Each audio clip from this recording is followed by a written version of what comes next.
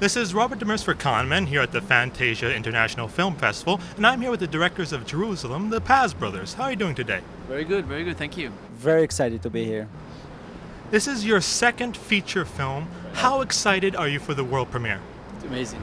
You know, you work for 3 years more about about a movie, and you finally, for the first time in 2 days from now, you're going to actually experience the pure reaction of the crowd. I hear it's like a huge theater here, and it's not friends or family or crew members or staff, and it's just to be exposed on the stage to see this, to show your movie. We can't wait. We can't wait, but we believe it's a good thing, and we're gonna. We heard stories from the directors of Big Bad Wolves, Israeli directors, Aaron and Navot, and they screened their film here, and they say it was just an amazing premiere. So, wow, we just can't wait. Can you please tell our audience a little bit about Jerusalem? Okay, Jerusalem tells the story about the 3 American tourists who arrived to the old city of Jerusalem, stay in a hostel, a very old hostel inside the old city, and they come to the city when 3 or 4 days before the Yom Kippur, which means the Jewish Judgment Day. And really weird things happen around the city, and it's like really intense. The city, something's boiling inside the city. The atmosphere is very hectic. And on the day of Yom Kippur, Judgment Day, what starts is the apocalypse, the day of the judgment, the resurrection starts.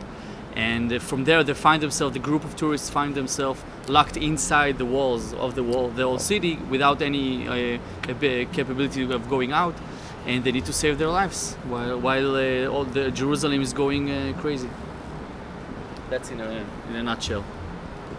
It sounds great. I can't wait to see it myself. Thank you. What was the inspiration to make this film? We live in Tel Aviv, but every time we come to Jerusalem, we feel like tourists, even though we live in Israel. It's such a special city, especially the old city. You can feel history all around you. Everywhere you walk, everywhere you turn, you can feel history. It's all the most holiest places for the three religions, and It's very intense. it's very intense. exactly. You feel sometimes that if you throw a match, that everything will explode over there. So for years we are saying we just have to shoot a film here in Jerusalem. We just didn't know how to do it, and then after a while we had the bingo that to shoot a film that is entirely a point of view. And we wanted to give the audience the experience of, when you tell people about Jerusalem, you always think about the same things, like in a postcard or National Geographic, same images. We wanted to give the audience an experience that the underground city of Jerusalem, the more rough city, the young people, how they, mochileers, the backpackers, when they come to Jerusalem, how do they experience the city more young, in a more young atmosphere. And obviously the sacred atmosphere, the 3 religions, they're so dominant in the city. So we wanted to give a different angle to this movie, and as you have said, the idea with the DNA of the movie was to give them the POV the point of view of the main character going around the city and experiencing the alleys and the sacred places there. Being brothers, what was the creative process like between you creating this movie? Well, making a film is just such a difficult war. This whole process that usually takes a few years since you have the first idea till you have the premiere, the Fantasia world premiere. It's such a difficult process. Not just the shooting period. The shooting is actually the short part. Yeah, the short. The writing the script and raising the money, editing it, post production. It's a very long process. And there's so many politics around it, and so many. You fight every day. You're fighting a war till you get to the finish line. So when you're 2, and especially when you're brothers, so there's less ego when you're brothers. So it makes our job easier, and also in our opinions, you've got to have a dialogue, because when you're writing a script, you need someone to argue with. You need someone to pitch an idea, and then someone to tell you it's a shitty idea. You need someone to fight with, someone to shout on, and someone to laugh with. It's. I think it's that when you're a couple, and this is why I think it's getting more and more popular and common that you see couples of directors, because you need some kind of dialogue. From your last film, Phobidelia, it focused on a man secluding himself inside his apartment. How is it from going from a smaller production of being in an apartment Right. to bringing about the Right. apocalypse? Okay. Yoav? Okay, our first film, Phobidelia, was a very private film. It was a very special story to us, a very dear story, and we told this story that happened almost all in this one location, and we are heavy psychological very drama. heavy, exactly, and we are very proud at this film, and it got amazing critics, and our world premiere was in TIFF in Toronto, and then in the Berlinale in Berlin. It was an amazing tour for such a small independent film like Phobidelia. But that was our first feature film, and it was a difficult process. And then when we We wanted started, the next one, we wanted the next second film to be obviously not a trashy movie, but more entertaining, more communicative, very, in one hand, very intense and very deep, but in the other hand, very entertaining, and to give the audience the full experience of what movies are for. And it's a different atmosphere from Phobidelia, from our first movie. We had more, in a way, we had more fun doing it, because although it's a very hard process, it was a fun process. You know, it's like we had the CG, the special effects, and we had hundreds of extras, and we had all these amazing locations in underneath the cities and in the water caves, and like really amazing locations. And this was kind of film that we just got crazy with, and it was very different from our first film with that was very static and less dynamic than this film. Like you said, religion plays a big part in this film, and it's always touchy when you play with that subject in a film. Right. What was your approach when addressing the subject of religion in the film? Okay, it's a religious film, but it's not a specific religious film. It talks about religious in general. In general. So it's not a Jewish film or a Christian film. It talks about Muslim and Jewish and Christianity all together. The characters are mixed up with all three religions. Same as this city. You know, in this city, everybody's living in the same very small square of kilometers. They all live together, hating, loving each other. It's a very complex situation. We wanted to give this, relations between the religious into our movie, and hopefully we did that.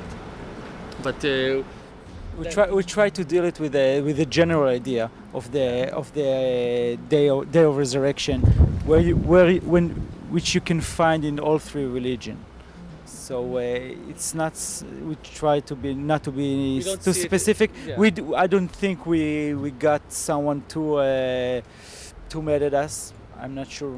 It's not a political movie. It's not a political. We'll wait to the release, at least. Everyone, you can find political criticism everywhere, but our intention was not to do a political movie. It's not a political movie. It's a movie that tells the story of the city. The main character of the movie is the city itself. Jerusalem is such a beautiful and historic city. Was there one certain location that you enjoyed most filming at? Wow. We shot at so many locations. Yeah. Actually, the thing is that was really amazing. Okay. The thing that was really good for us is that sometimes we were dressed as a very small crew. So because we wanted to shoot at the same exact locations, we didn't want to fake it. We shot at the Holy Sepulchre, at the Via Dolorosa, at the Wailing Wall. We didn't want to portray a Hollywoodic Jerusalem like you see in a lot of movies. Scenes that were shot in Jerusalem, but were actually not shot there, but in other. Like World War Z, for example, that was shot in Malta.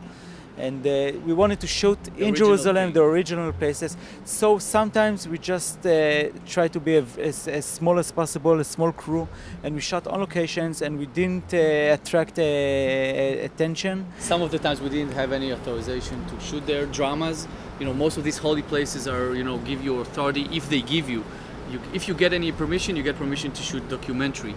You can never get a permission to shoot a real scene, dramatic scene with actors and all that. Sometimes so we did it like really undercover. Yeah.